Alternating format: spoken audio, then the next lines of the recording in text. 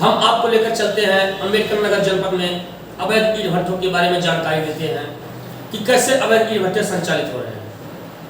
प्रशासनिक अधिकारियों के लापरवाही के चलते, खनन विभाग के लापरवाही के चलते लगातार जहां हादसे हो रहे हैं तो वहीं अवैध ईंट भट्ठों का संचालन इतनी ज्यादा हो रही है कि प्रदूषण से लोगों को बीमारियां उत्पन्न हो रही हैं। आपको बता दें, अम्बेडकर नगर जनपद में करीब 500 भट्ठे हैं। 500 ईंट भट्ठों में 300 का तो लाइसेंस है, बाकी 200 अवैध ईंट भट्ठे चल रहे हैं। वह भी जिनके पास में लाइसेंस है उनके द्वारा भी सरकार के द्वारा जारी जियो के अनुसार कोई भी कार्य नहीं किया गया। लाइसेंस तो किसी तरीके से पैसा देकर के हासिल कर दिया गया।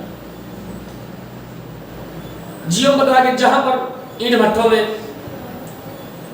लाइसेंस लेने के दौरान यह दर्शाया जाता है कि ईंट भट्ठों के किनारे पानी की टंकी बनाई जाएगी जिससे प्रदूषण सीमित रह जाए। पानी में ही पानी के ईंट भट्ठे के बगल पानी का टैंक होना चाहिए। 500 मीटर के दायरे में न तो कोई विद्यालय रहे, न तो कोई बाग बगीचे रहे, यहाँ तक कि कोई आबादी भी ना रहे।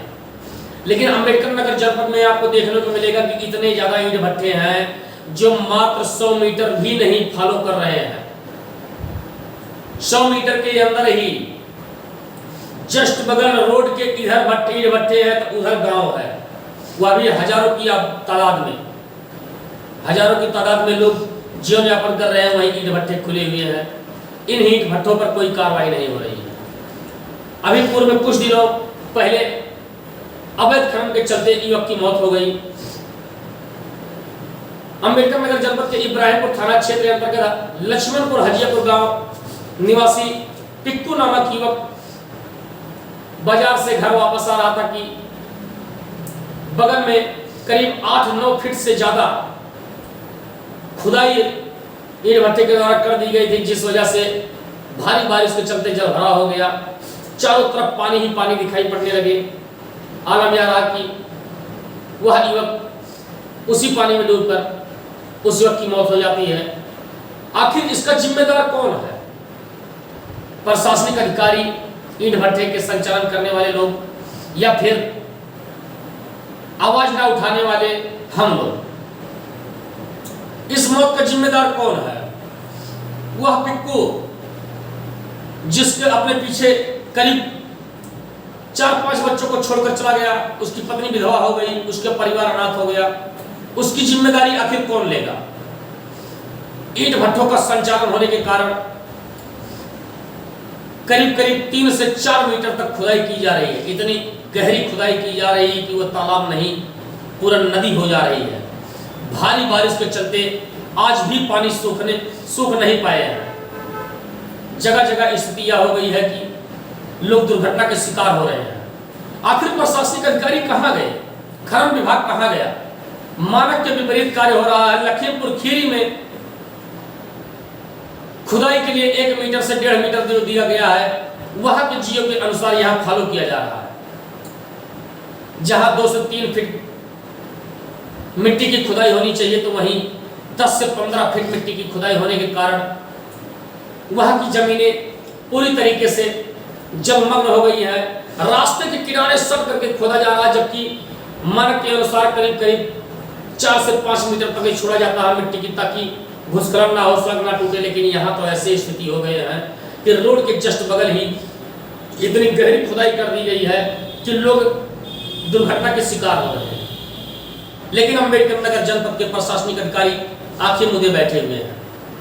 खनन विभाग का क्या है? खनन विभाग तो अपनी जेबें भर रहा है, लेकिन यहाँ के जिलाधिकारी को भी इस मामले को संज्ञान लेना चाहिए। अभी कुछ दिन पूर्व हुई मौत, पिक्कू की मौत दुर्घटना में जो हुई है, जो पानी में डूबने से उसकी मौत हुई है, उसके बारे में कोई कार्रवाई नहीं की गई। आखिर इसका जिम्मेदार कौन है?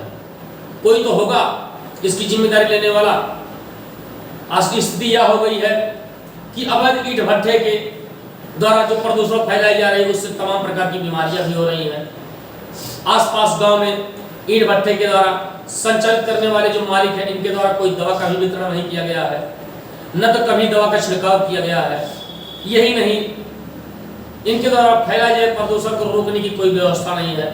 तमाम ऐसे ईंट भट्ठे हैं जिसका पॉल्यूशन नहीं बना है, फिर भी या धड़ल्ले से संचालित हो रहे हैं। महंगाई चरम पे है, ईंट भट्ठों की कीमत लगातार बढ़ती जा रही है। 5,500 से 6,000 रुपये प्रति हजार ईंट हो जा रहा है।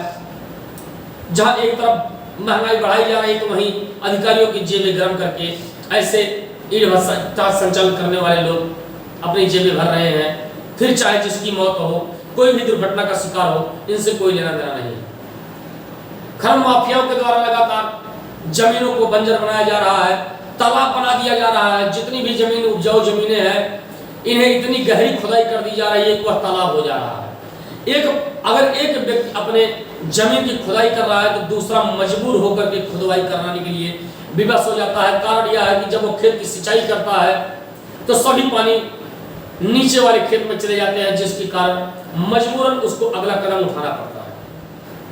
अंबेडकर नगर जनपद के विकासखंड कांडांतर्गत ग्राम सभा नैपुरा में आप आएंगे तो वहां देखेंगे कि नदी और जमीन दोनों एक बराबर हो गए हैं। स्थिति यह हो गई है कि ऊपर की जमीन, इस समय नदी की जमीन ऊपर हो गई है, लेकिन ऊपर की जमीन नीचे चली गई है खुदाई की वजह से। धीरे धीरे स्थिति यह हो गई है कि पूरा ग्राम सभा कटने के कगार पर है। नदी का अगर तेज बहाव आ गया तो करीब करीब हजारों की आबादी जलमग्न हो जाएगी। आखिर ऐसे प्रशासनिक अधिकारियों की लापरवाही की वजह से अंबेडकर नगर में ही नहीं, अन्य जगहों पर भी अवैध खनन माफियाओं के द्वारा किए गए कृत्यों की वजह से लगातार दुर्घटनाएं हो रही हैं।